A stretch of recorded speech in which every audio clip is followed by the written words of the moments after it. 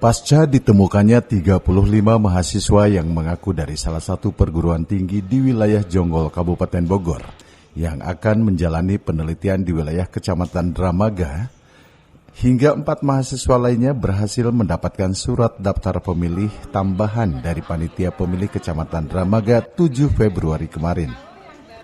Menurut Kapolres Bogor AKBP Rio Wahyu Anggoro, tanyakan kasus tersebut ke pihak Komisi Pemilihan Umum tingkat Kabupaten Bogor dan kasus tersebut sudah ditangani Bareskrim Polri.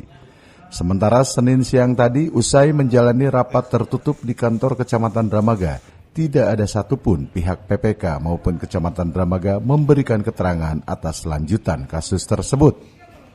Sekarang kita sudah siap dan pola-pola pengamanan sudah kita gelarkan. Dan insya Allah pemilu berjalan aman. Pak, izin Pak, dermaga gimana Pak? Oh itu nanti tanya KPU ya. KPU. Nanti kita lagi dalami karena Bareskrim yang nanganin. Oh, kan udah dimintain keterangan yang Bareskrim yang nanganin. Nanti tanya ke Bareskrim. Tanya KPU.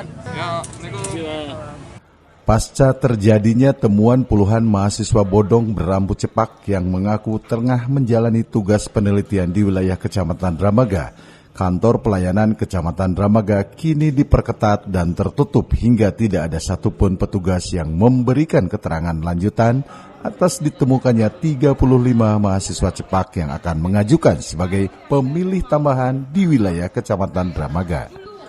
Dari Dramaga Kabupaten Bogor, Iman Mande melaporkan.